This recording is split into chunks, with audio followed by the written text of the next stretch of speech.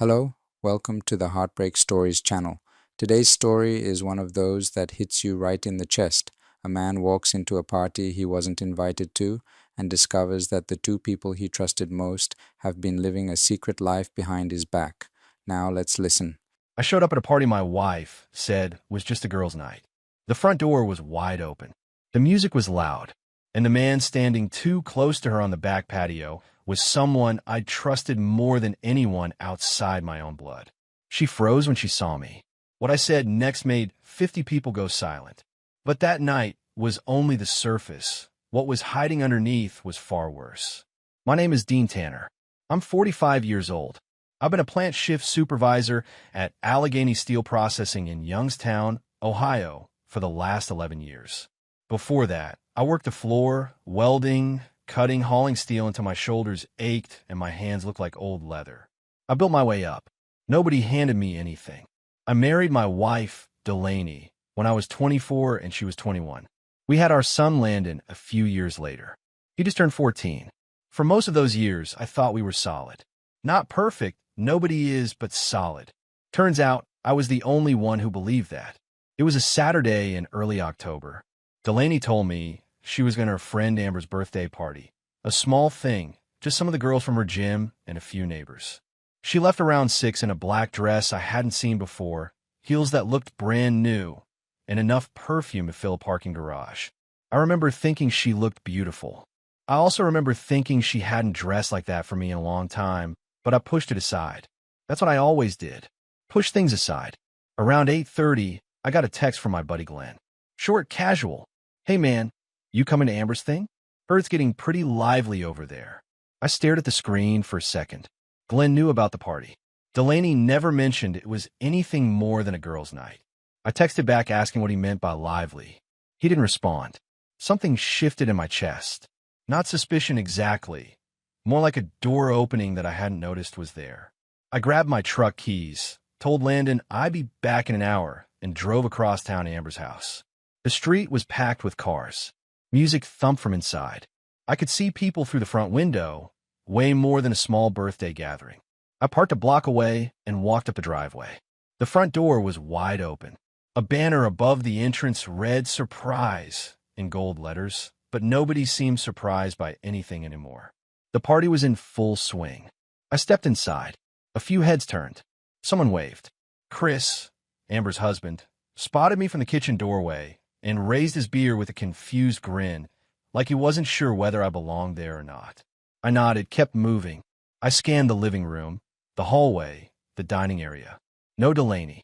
Then I heard her laugh. That particular laugh, light, flirty, rehearsed, coming from the back patio. I hadn't heard that laugh directed at me in years. I moved through the crowd and reached the sliding glass door. Through the glass, I saw her. Delaney was leaning against the patio railing, a wine glass dangling from her fingers, her other hand resting on the chest of a man I knew very well. Reed Keegan, my son's godfather, the man I'd chosen to stand beside me at Landon's christening, the man who came to our Thanksgiving dinners, who helped me build the deck in our backyard, who I once called at 2 in the morning when Landon had a seizure and I needed someone to follow the ambulance. Reed's hand was on her waist, not casually, not friendly. His thumb was tracing small circles just above her hip, and she was leaning into it like it was the most natural thing in the world. She whispered something into his ear, and he smiled, slow, familiar, comfortable. My throat tightened. My hands balled into fists at my sides.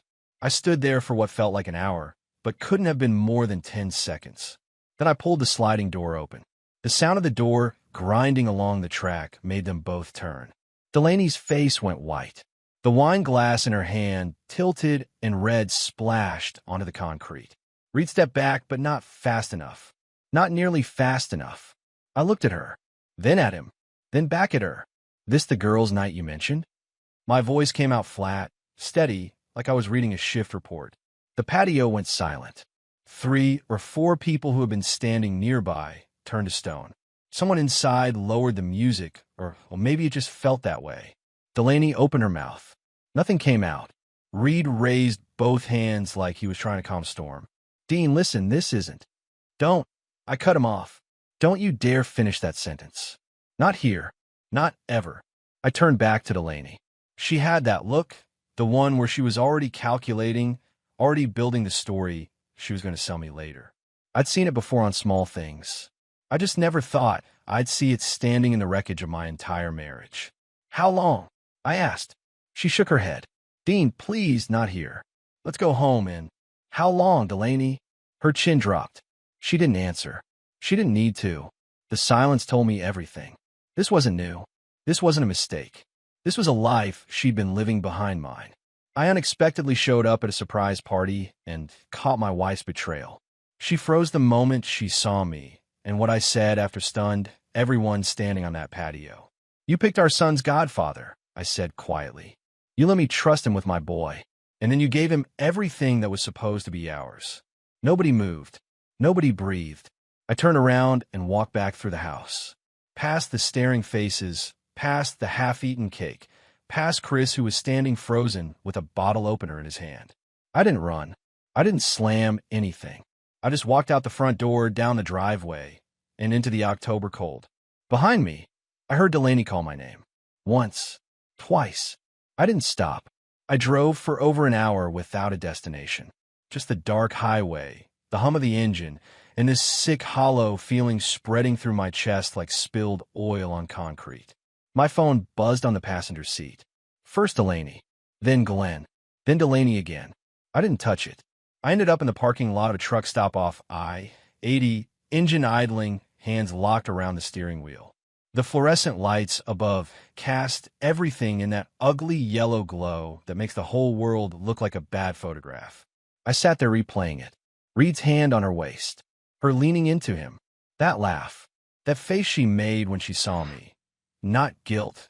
Not shame. Just pure inconvenience. Like I was a delivery that showed up on the wrong day. Eventually, I picked up the phone. 19 missed calls.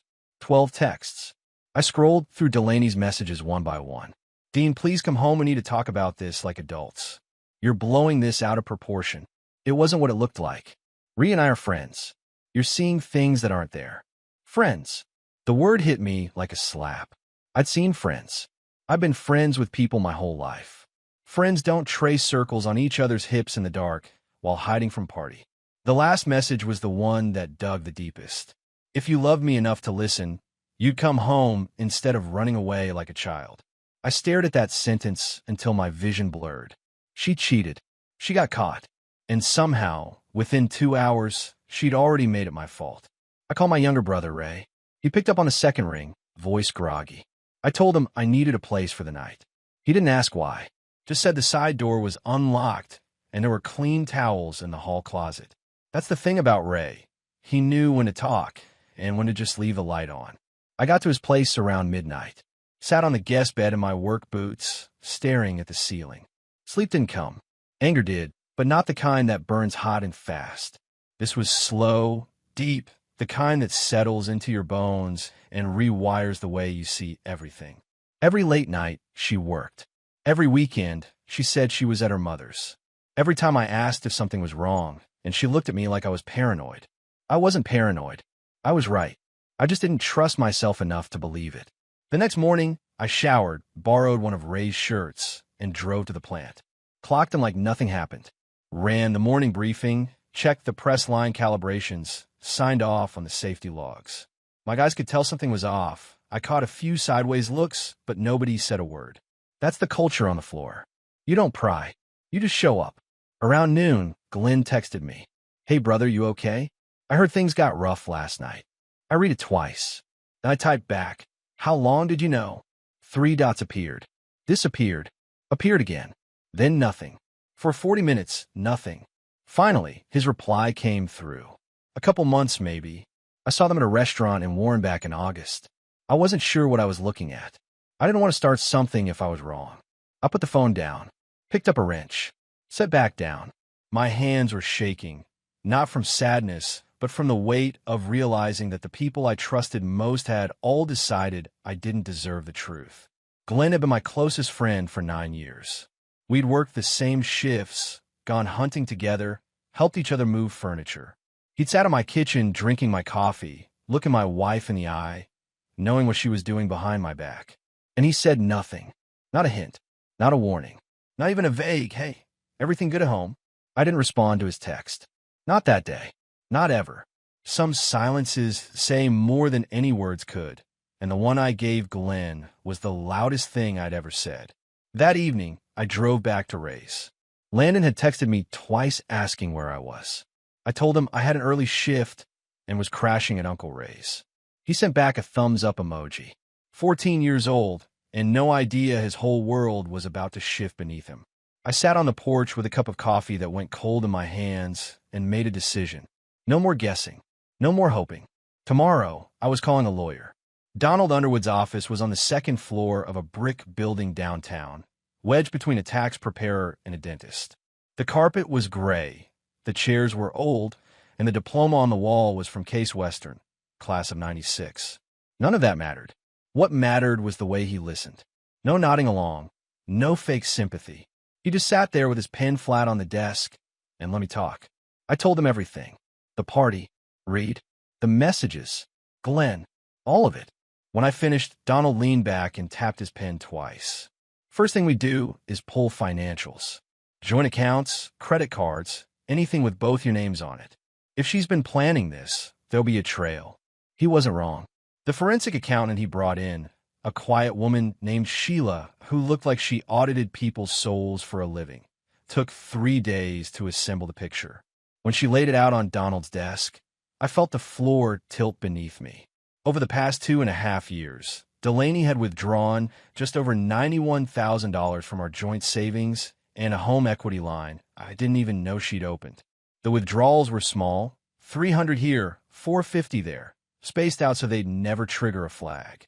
She'd been bleeding our accounts dry like a slow leak in a pipe you don't notice until the basement floods. But that wasn't the worst part. The worst part was the house. Our house. The one I put a down payment on with money I saved working double shifts for 3 years.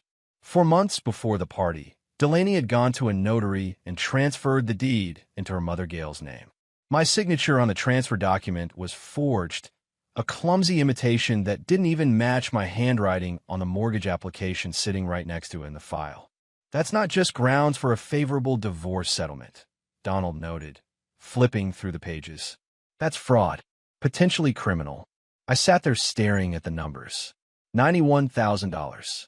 Our son's college fund, the one I've been building since he was 2, had $43,000 in it last time I checked. Sheila pulled it up. Current balance, $612. She'd gutted it. Every last dollar. Landon's future, scraped clean to fund whatever exit strategy she'd been building with Reed. Where did the money go? I asked. Sheila slid a printout across the desk. Monthly payments to a property management company in Akron. $1,800 a month for a 1-bedroom apartment leased under Delaney's maiden name. Gift purchases from a men's jewelry store. 2 plane tickets to Nashville last March, a weekend I thought she was visiting her cousin in Pittsburgh. She'd been living a second life. Not on impulse, not out of passion, with spreadsheets and planning. While I was pulling overtime to cover the mortgage, she was siphoning our savings into a world I didn't know existed. I looked at Donald. What do? We file, and we don't negotiate. She committed fraud with the deed transfer, and she drained marital assets without consent. In Ohio, that changes the math considerably. He paused. But Dean, she's going to fight. Women like this don't surrender. They escalate. He had no idea how right he was. That evening, I drove past our house. Didn't stop, just slowed down. The lights were on in the kitchen. Landon's bedroom window glowed blue from his computer screen. Everything looked normal. Peaceful even. Like a postcard from a life that had already burned to the ground, but hadn't finished falling yet.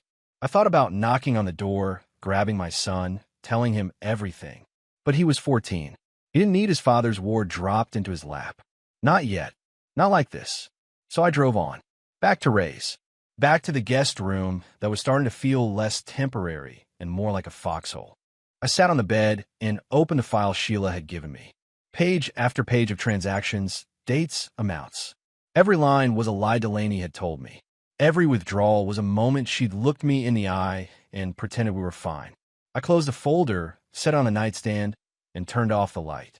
Tomorrow we file. 3 days after Donald filed the divorce papers, I came back to Ray's apartment after a 10-hour shift and found two Youngstown police officers standing outside the door. A man and a woman, both in uniform, both wearing expressions that told me this wasn't a social call. "Dean Tanner," the female officer asked. "That's me. Sir, we need to speak with you regarding a complaint filed by your wife, Delaney Tanner." My stomach dropped, but I kept my face still. 11 years supervising a steel plant teaches you how to stay calm when everything around you is on fire. "What kind of complaint?" They told me Delaney had gone to the station that morning and filed a report claiming I had threatened her during a phone call 2 nights prior. She alleged I told her I would make her regret everything, and that she feared for her safety. I hadn't spoken to Delaney since the party. Not one word. Not one call. The phone records would prove it. "Officers," I replied steadily, "I haven't spoken to my wife in over a week. I haven't called her, texted her, or been within a mile of that house. My attorney can confirm the timeline, and my phone records will show exactly 0 contact." The male officer shifted his weight. He looked uncomfortable, like he knew this was thin but had to follow through anyway. "Sir, a temporary protective order has been issued. You're required to stay at least 500 feet from the residence and from Mrs. Tanner." "My son lives in that house," I said, and my voice held steady, but something inside me fractured. "The order doesn't restrict contact with your minor child, but any arrangements need to go through the court or a third party." They handed me the paperwork. I signed where they pointed. They left. I stood in the hallway for a long time, holding that document. The woman who had lied to me, stolen from me, betrayed me with my son's godfather. She had just used the legal system to make me look like the threat. She couldn't beat me in truth, so she tried to beat me with a badge and a signature. I called Donald immediately. He wasn't surprised. "It's a classic move," he said flatly. "She's trying to establish a narrative. Dangerous husband, scared wife. It gives her leverage in custody discussions and makes you look unstable." He paused. "The good news is it's going to collapse. We have phone records, we have financial fraud documentation, and we have a forged deed transfer. Her credibility is a house of cards, Dean. We just need to let it fall on its own schedule. And in the meantime, I can't see my son. You can. It just has to be coordinated. I'll file a motion for temporary visitation by end of day." I hung up and sat down on Ray's couch. The anger I'd been controlling since that night on the patio finally rose up like heat from a furnace. Not loud, not reckless, just heavy and steady and everywhere at once. She was willing to use the police against me. She was willing to put a restraining order between me and my own boy. Not because she was afraid, because she was losing control, and this was the only weapon she had left. That night, Ray came home and found me sitting at the kitchen table with a protective order, the financial audit, and a beer I hadn't touched. "That bad?" he asked, setting his keys on the counter. She told the cops I threatened her. Ray pulled out a chair and sat across from me. He didn't say anything for a while. Then, quietly, "What do you need?" "I need to not become the man she's describing," I answered, "because that's what she's counting on." Ray nodded slowly. "Then don't." Simple as that. 2 words, and they were exactly what I needed to hear. I went to bed that night thinking about Landon, about how he was sleeping under a roof I paid for, in a room I'd painted, next to a mother who had turned his father into a ghost with 1 phone call. And the hardest part wasn't the injustice. It was knowing that my boy might be hearing her version of the story right now, and believing it. I stared at the ceiling until sleep finally came. It wasn't rest. It was just the body surrendering before the mind was ready. Donald got the protective order, hearing moved up. It took 4 days instead of the usual 2 weeks. He called in a favor with the clerk's office. When we walked into that courtroom, I had a folder thick enough to stop a bullet. Phone records showing 0 contact with Delaney since the party, cell tower data confirming I was at Ray's apartment every night she claimed I was lurking near the house, and the financial audit that turned her entire victim story inside out. Delaney's attorney, a young guy in a suit that didn't fit right, tried to argue that I had a pattern of intimidation. Donald stood up, laid the phone records on the judge's desk, and let the silence do the work. The judge reviewed them for about 90 seconds, then looked at Delaney over the rim of his glasses. "Mrs. Tanner, There is no evidence of any contact between you and your husband during the period in question. None. The protective order was dissolved. I could see my son again. But that wasn't the part that changed everything. It was what I found that night when I got back to Ray's and finally sat down with Delaney's cloud backup. We still shared a family iCloud account. One of those things you set up years ago and never think about again. Her messages synced automatically. I hadn't looked before because I wasn't ready. Now I was. The conversation with Reed went back 14 months. Not 8, not 6. 14 months of messages, voice notes, shared photos of restaurants and hotel lobbies. They had a system. She used a code name for him in her contacts. Dr. Elliot, like he was a dentist appointment, she kept every Thursday. But the thread that gutted me wasn't the one with Reed. It was the one with her sister, Pauline. Delaney had laid out her entire exit strategy in a series of messages spanning 7 months. She told Pauline she was going to phase Dean out gradually. She described how she'd been telling friends that we were living like roommates, sleeping in separate rooms, drifting apart. None of it was true. We shared a bed every single night until the week I left. She wrote about the house transfer, how she found a notary in Akron who didn't ask too many questions. She wrote about draining the savings, just small amounts. He never checks the statements. And then, in a message dated 4 months before the party, she wrote something that made me set the phone down and stare at the wall for 10 minutes. Once Reed and I are settled, I'll tell Landon that Dean chose to leave. Kids believe what their mothers tell them. He'll come around. She wasn't just planning to leave me. She was planning to erase me from my own son's life and rewrite the story so that I was the one who walked away. I forwarded every message to Donald. Then I sat in the dark and thought about Landon, about all the small ways Delaney might have already started poisoning the well. The offhand comments, the sighs when I came home late, the way she'd sometimes say, right in front of him, "Your father works so much, it's like he doesn't even live here." I called Landon the next morning, kept it light, asked about school, about his basketball tryouts, about the dog. Then, carefully, I asked him something I've been dreading. "Landon, has Mom said anything to you about me lately? Anything that confused you or didn't sound right?" He was quiet for a few seconds. Then, "She told me you didn't want to live with us anymore, that you picked work over your family." My chest tightened so hard I could feel my heartbeat in my temples. "That's not true, son. Not a single word of it. I want you to know that." "Then why aren't you here, Dad?" "Because sometimes the truth takes a little longer to sort out than the lies. But I'm not going anywhere. You hear me?" "Yeah," he said softly. "I hear you." I hung up and pressed the phone against my forehead. She'd already started. The campaign to turn my boy against me was already in motion, dripping into his ears like slow water wearing down stone. But now I had the proof. Every message, every plan, every calculated lie, saved, time-stamped, and sitting in my lawyer's inbox. She wanted to rewrite the story. I was about to hand the judge the original draft. The custody evaluation was scheduled for a Thursday. Donald had arranged temporary visitation. Every other weekend, Wednesday evenings, but it wasn't enough. Landon was slipping. I could hear in his voice during our calls shorter answers, longer silences, the way he'd say, "I guess," instead of "yeah," like something inside him was slowly dimming. Then on a Tuesday night, my phone rang at 11:15. Landon's name on the screen. "Dad." His voice was thin, shaky. "Can you come get me?" I was already reaching for my keys. "What happened?" "He's here. Reed. He's sleeping in your bed." Mom moved his stuff into the closet. "There's shaving cream in the bathroom that isn't yours and shoes by the door that aren't yours, and I can't." His voice broke. "I can't stay here, Dad. Please.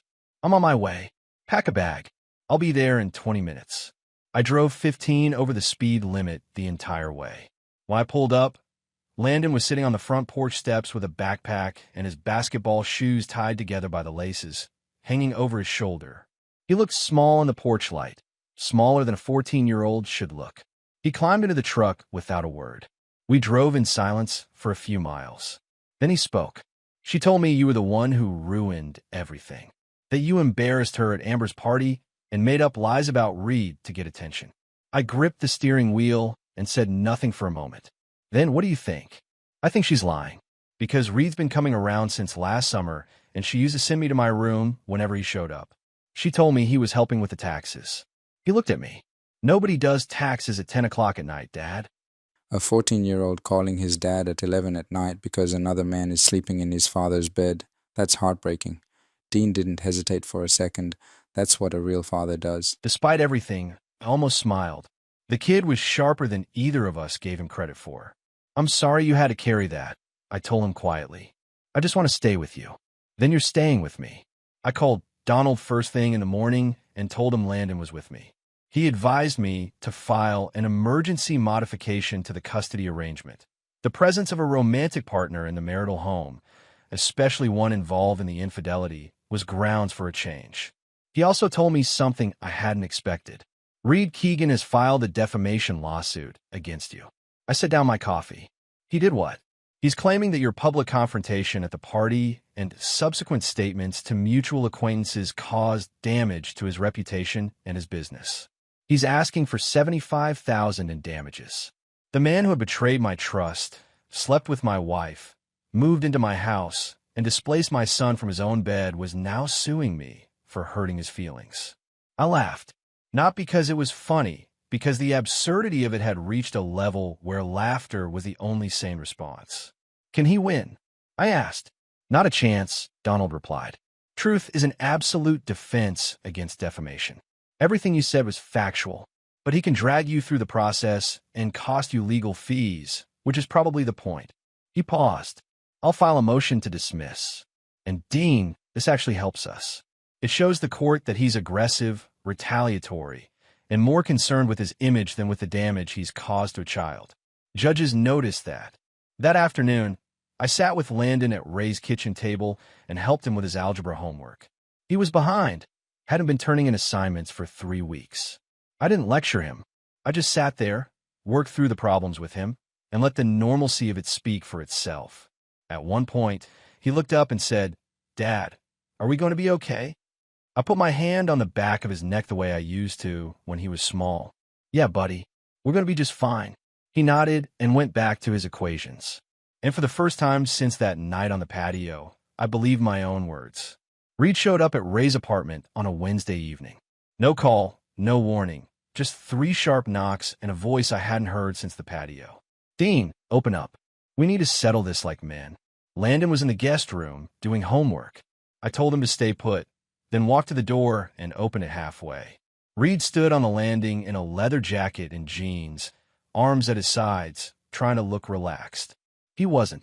His left hand was fidgeting with his car keys, and his jaw was clenched tight enough to bend steel. I stepped into the hallway and pulled the door shut behind me. My phone was in my back pocket recording. Donald had told me to document every interaction from here on out. Smart advice from a smart man. Say what you came to say. I told him. Reed exhaled like he'd rehearsed this in the mirror. Delaney told me you two were done. She said you'd been living separate lives for over a year. She said the marriage was just paperwork. And you believe that. I had no reason not to. You had every reason, Reed. You sat at my table. You drank my beer. You watched me coach my son's basketball team while you were going behind my back with his mother. I kept my voice low, steady, the way I'd talk to a new hire who just broke a safety protocol. You didn't believe her because she was convincing. You believed her because it made what you were doing feel smaller. He shifted his weight. The keys jangled. I didn't come here to fight. Good. Because this isn't a fight. It's a conversation you're going to wish you never started. I folded my arms. You named in my divorce filing. The financial records show transfers from my wife's accounts to fund your little arrangement. The apartment in Akron, the Nashville trip, the jewelry. My attorney has it all. Reed's face went pale. That's between you and Delaney. It was until you filed a $75,000 defamation suit against me for telling people the truth. You made yourself part of the case, Reed. I didn't drag you in. You jumped. You stepped back like the hallway had gotten smaller. I'll drop the suit. Too late. It's on record. And my lawyer is using it to demonstrate a pattern of retaliation from your side. Judges don't like that. I paused. Neither will Dana. His head snapped up. Leave my wife out of this. Your wife is already in this. She just doesn't know it yet. But she will. Because the court filings are public record, and your name is all over them." Reed's mouth opened, closed. He looked like a man standing in a house he'd just realized was on fire with no exits in sight. "Walk away, Reed," I said quietly. "From the lawsuit. From Delaney. From my family. That's the best advice anyone's ever going to give you." He turned without another word and walked down the stairs. I heard his car start, then pull away. I stood in the hallway until the sound disappeared, then went back inside. Landon was standing in the kitchen doorway, arms crossed, watching me. "Was that him?" I nodded. "What did he say?" "Nothing that mattered." He studied my face for a few seconds, then turned and went back to his room. The kid didn't push. He was learning, the hard way, too young, that some answers come in their own time. The next morning, Donald called with news. Delaney's attorney withdrew from her case, filed a motion to withdraw, citing irreconcilable differences with the client. Meaning what? Meaning he looked at the evidence, the forged deed, the drained accounts, the false police report, the cloud messages, and decided his license wasn't worth the liability. Donald's voice carried a hint of satisfaction. "She's going to need new counsel, and whoever takes this case is going to charge her double, because nobody wants to defend a sinking ship." I thought about Delaney sitting somewhere right now, scrambling through phone books and Google searches, try to find someone willing to stand next to her in court and pretend that what she did was defensible. Good luck with that. Dana Keegan called me on a Friday afternoon. I didn't expect it, didn't even recognize the number at first. But when she said her name, I sat down at Ray's kitchen table and listened. Her voice was quiet, controlled, the voice of someone holding themselves together with their fingernails. "I found the court filing online," she said. "Reed told me it was a misunderstanding, that you were exaggerating. But the documents don't lie, do they?" "No," I replied. "They don't." She asked me what I knew. I told her, plainly, without embellishment. The 14 months, the apartment, the Nashville trip, the way he acted at the party, comfortable and unashamed, like this was his life and I was the interruption. She was quiet for a long time. Then he told me he was at a conference that weekend, the Nashville one. He even brought back a keychain from the Grand Ole Opry. I thought it was sweet. My jaw tightened. I didn't say anything. Some moments don't need commentary. They just need a witness. "Thank you for telling me," she said finally. "I know this isn't easy for you either. It isn't.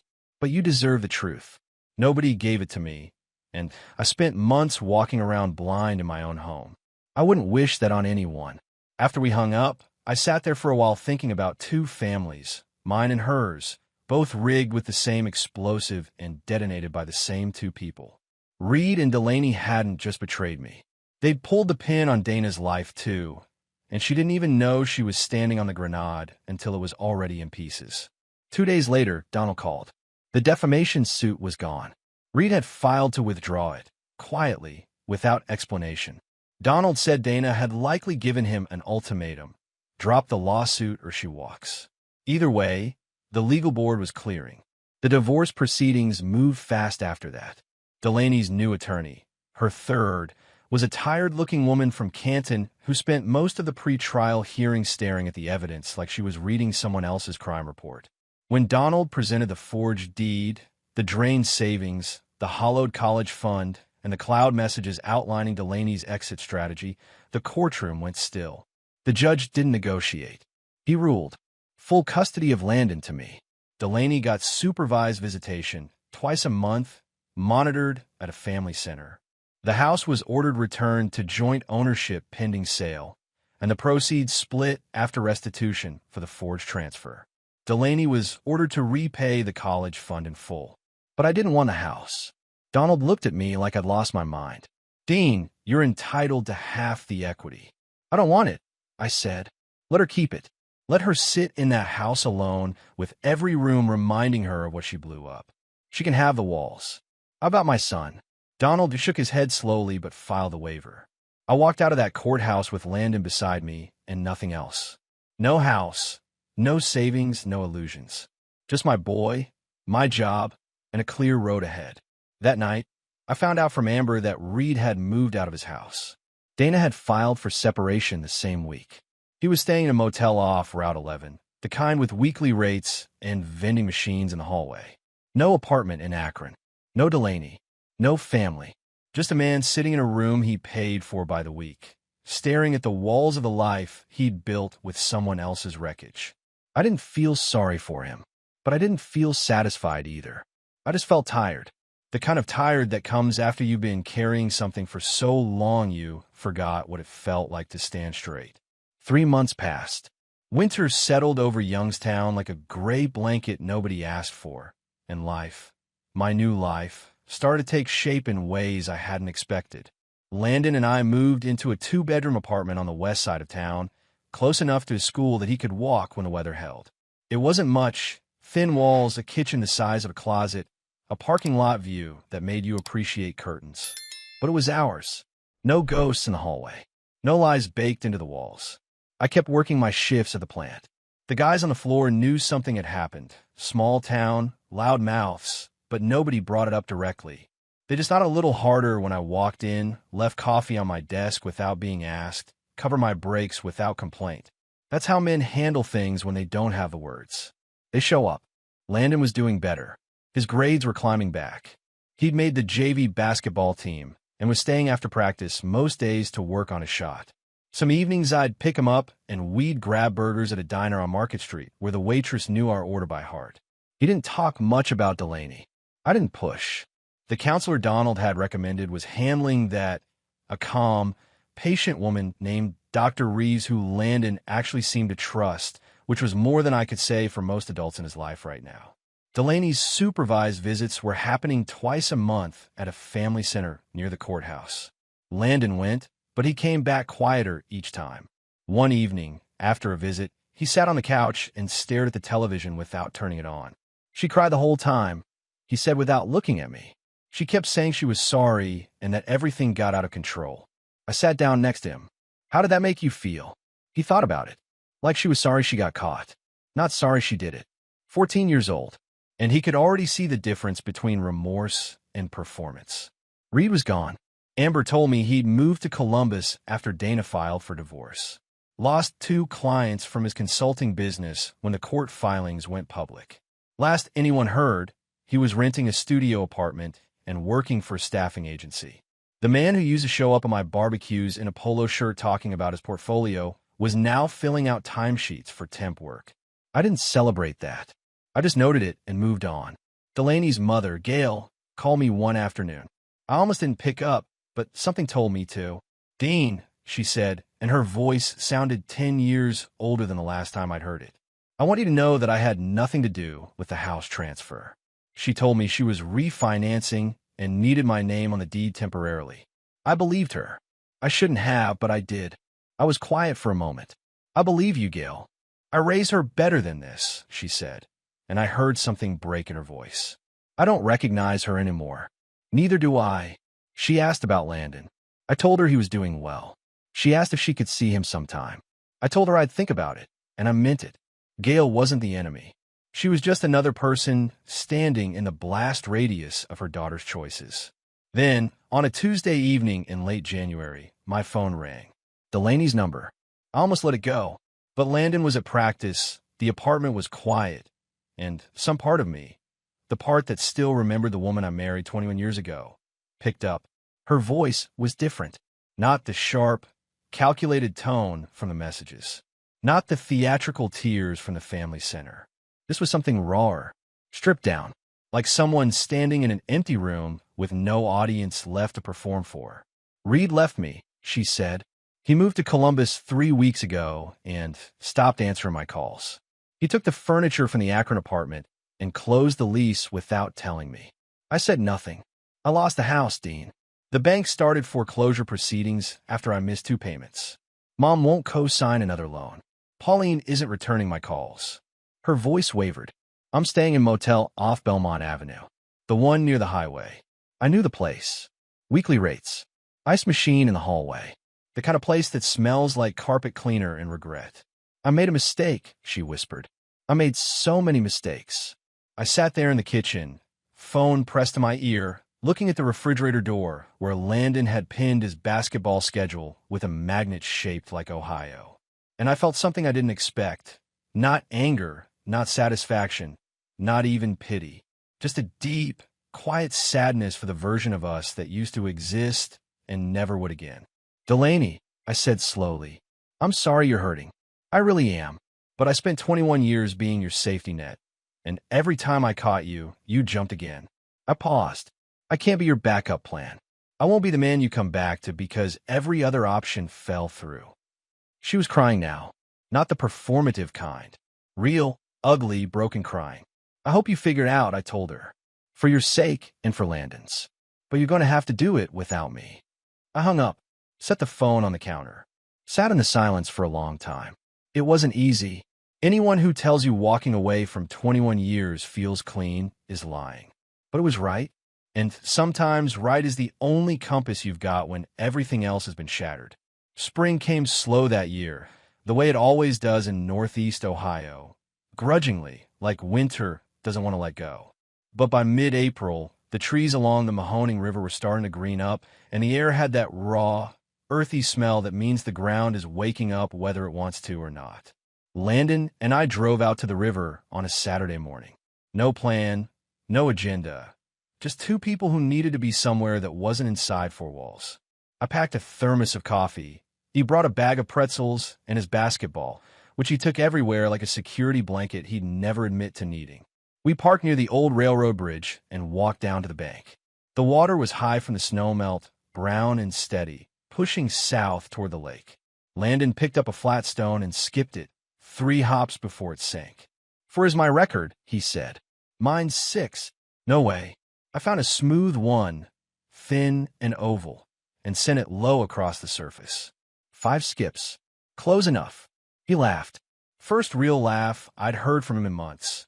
Not polite, not forced, just a 14-year-old kid laughing at his old man, showing off by a river. I held on to that sound like it was made of glass. We threw stones for a while without talking. The river moved. The wind pushed through the trees. A train crossed the bridge overhead, shaking the ground beneath our feet, and we both looked up at the same time like we were watching the same thought pass above us. Then Landon sat down on a rock, elbows on his knees, and looked at the water. Dad, can I ask you something? Anything. Do you ever miss her? I didn't answer right away. I owed him honesty, and honesty takes a second to find when the truth is complicated. I miss who I thought she was, I said. The woman I married, the one I believed in.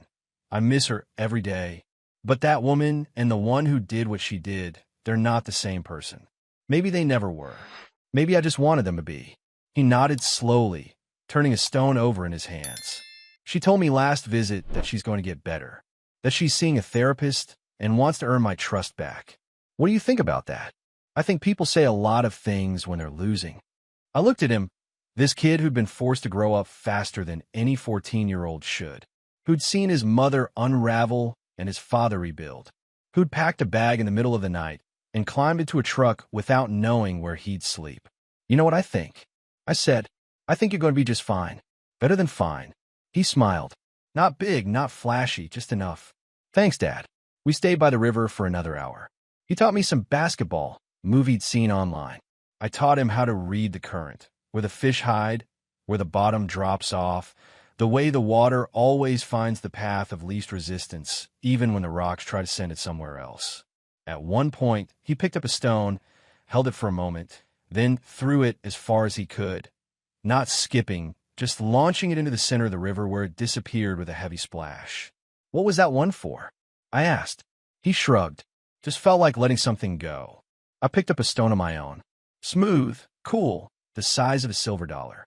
I thought about everything I carried for the past 4 months. The rage, the humiliation, the betrayal, the paperwork, the sleepless nights, the look on my son's face when he called me from a house that wasn't his home anymore. I threw it, watched it arc against the gray sky and disappear into the current without a sound. Landon looked at me. Feel better? Yeah, I said. I think I do.